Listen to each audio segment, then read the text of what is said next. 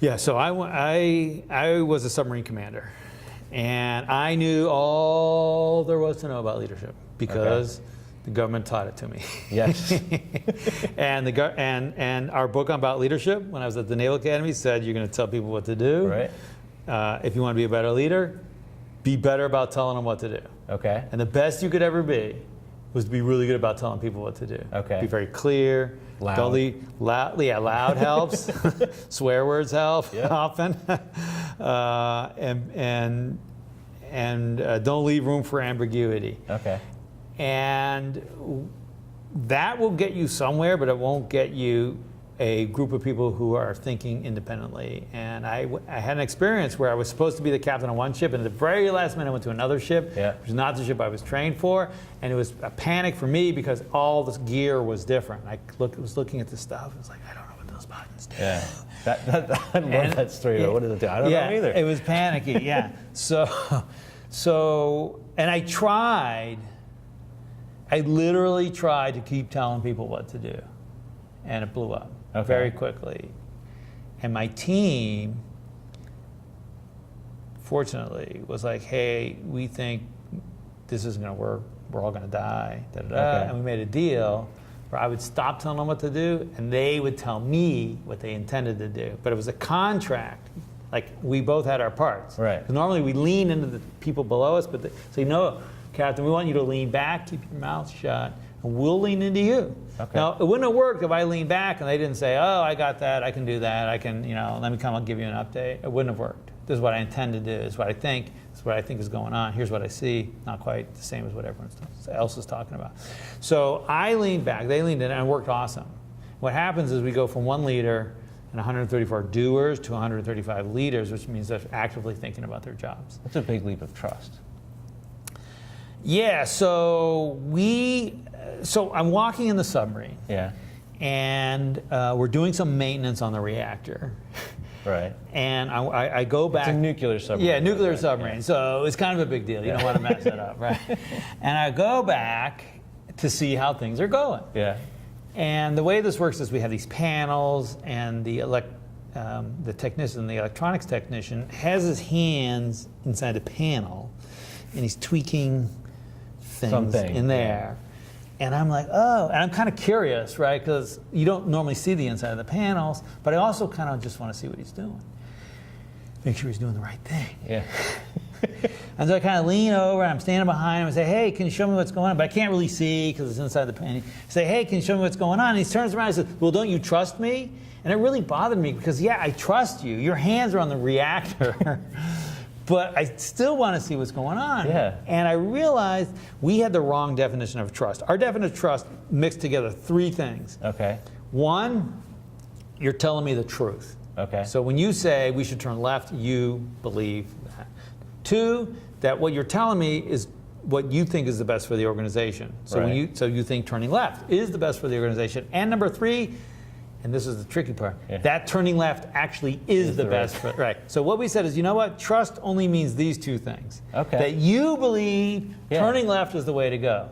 But it doesn't mean it's the right thing to do. So he's got his hands in there. Yeah. He might be doing the thing he thinks he's supposed to do, but it might be the wrong thing. Exactly. We always think we're doing the right thing. Yeah. So what we try to turn it so it's like we call it invite scrutiny. So you would say, hey, check my work, double check me, how's my thinking on this? In other words, because when you take that away, because these things are emotional. Yeah. It's like, if I think you're lying to me or you're not with us, you actually have your own secret agenda, that's emotional. Okay. But this we didn't want to be emotional. Once you make it non-emotional, it's easier for people to talk about. But you have all these, it was all men at the time, right, in the submarine? They were all men, we now have women. All these guys, and you're talking about kind of exposing some vulnerability, which doesn't sound to me like part of the military culture. So how do you coach yourself and the people on your team to be willing to be that open?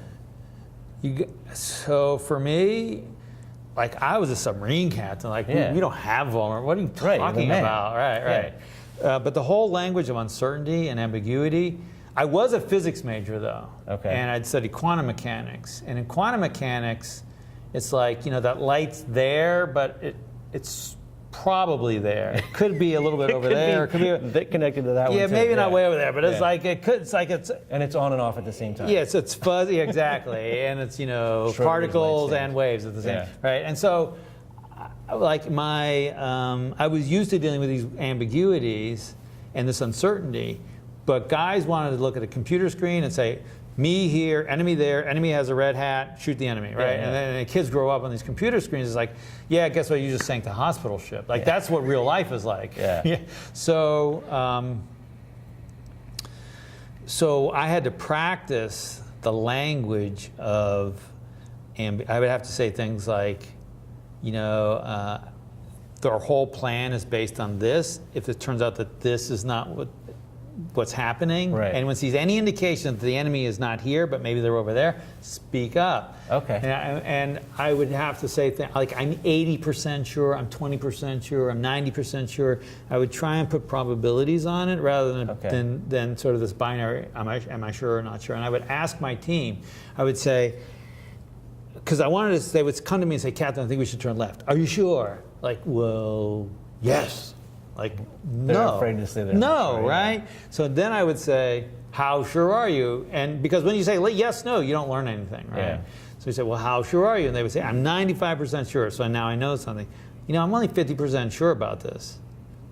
And sharing that doubt, though, that's a big deal, too. Yeah, because we want to think that we're right because it gives us a feeling of competence, which makes us feel good, which is a trap into this sort of performance mindset. I got to prove myself, and we had to shift it to a learning and growth mindset where it's like, well, what are we learning? What are we learning?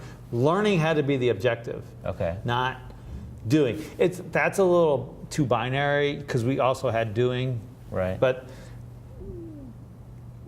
the pendulum was way over here on doing. Okay. And we just need to bring it, can go away here, but because, I'm just learning all the time. I don't have to do anything anyway. Like, no, I actually still need you to do stuff. So that kind of goes into the red work, blue work thing, right? So that's what I talked about today, was this idea of red work and blue work. And I just use these code words. Red work is the doing work. Okay. I kind of arbitrarily pick these colors, and I'm trying to send a message. But red is the color of focus, like it's the doing. Okay. And then blue work is the thinking work, and we go like this with our hands because red work is normally that's what goes over time, and then blue work is a moment, is a decision, and these decisions have an outsized impact on the red work. So Agile recognizes this. You call it sprint planning. Yeah. So it's a decision. What are we going to work on? Yeah. Then I go red work. Do the work. Do the work, and not only that, but do the work. But don't inject too much blue work. Don't interfere with the team, because otherwise I get jerked all around. Let's do a period of red work. Now let's come out, let's surface, come out of the red work, and check in. Evaluate how we did, make the next decision. So it's blue, red, blue, blue. And so there's some interesting things about what's the right tempo of blue and red. Okay. How easy can I come out of can I come out of red in the middle? What if I think we really is that just no, never come out of red? But the team's doing that a little bit if they're having daily meetings along the way. Yeah, so I would say that the daily stand-up or whatever it is it's a little bit of blue, and even the guy sitting there maybe doing pair coding, and you're making decisions. It's not like we're not making decisions, but in general the framework is decide, do, decide, do, decide, and keep do. checking in over and over. Yeah. Has this boiled back into military work? I mean, you talked about the change in the re-upping of the people on the submarine. Yeah. Has that persisted in the culture? Yeah, well, one thing was we ended up with a whole bunch of guys going to other ships who carried the word forward. And 10 of the guys became submarine captains. And another thing was, if you go on any submarine now, you hear them say, I intend to. That was kind of our word. Unless you stop me, I'm doing this. Okay. And the book's been put on a reading list. So can you say the thing, when in one of the talks I watched, you talk about the 10 guys all going on to be commanders? Is that the right term? Yeah, submarine captains. The equivalent of that in business would be?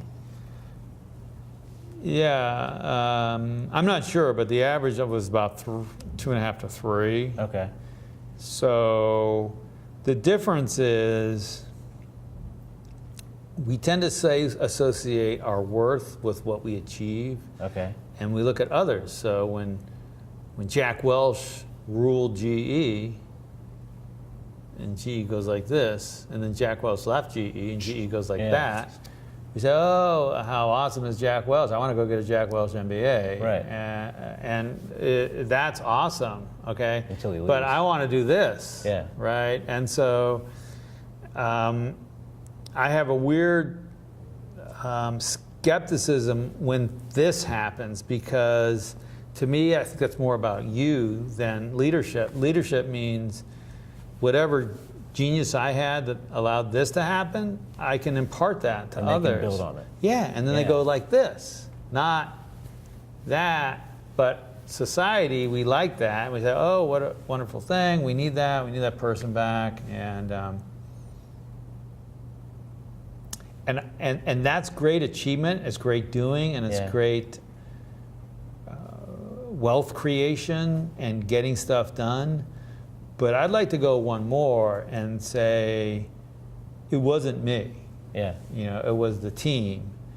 And if I had some insight that I was able to convey that to the team and they adopted it, and we structured the team in a way where they could go on without me. Right. That to me is what leadership is about. Yeah, I love the part when you talk about how each of them going off and being a captain is sort of like you having a very successful startup, and all your top people go off Right. and create their own successful startup. Yeah, I Which think is that's a good pretty analogy. amazing. Hopefully they're in a different space than you. Yeah, hopefully. Maybe. So, can you talk a little bit about the leadership nudges that you guys are offering, if you want to learn more about the work? Yeah, so we think that leadership is more like learning a language. So Okay. it's not about going to a 2-day offsite or something. It's about getting little snippets. It's like drip irrigation. Mm-hmm. And our contribution to that is what we call leadership nudges, which are just little reminders and ideas, a bunch of these ideas that we talked about today. We have a YouTube channel, Leadership Nudges. They're only 60 seconds. Okay. And you can enroll by going to our website, Okay. davidmarquet.com, and right there on the homepage, and you can put in your email, and then every Wednesday, you'll be enthralled with a new 60-second leadership nudge. Yeah, and then so there's a community. And so what some companies do is everyone watches it on Wednesday morning, and then they'll have lunch and they'll have a discussion. Hey, what do we think? Do we want to practice Okay, it? and how are But they it's- going to work on it? Yeah, because it's about practicing behaviors. And that's the same with the language. I mean, you've Yes. got to teach yourself to do that over and over and over again. Right. Not just, oh yeah, I learned that, it's great, but then Yeah. you keep saying the same things. Yeah, this is great. So I would also encourage you to check out the talks. Your talk this morning was recorded, and there's a bunch of other versions of you giving talks about leadership and about Turn the Ship Around the book. So thank you very much for coming by. I really appreciate it. It was great Thanks, meeting Dave. you. Thanks. And keep watching all week. We're going to be doing interviews with all the folks that are here. Thanks a lot.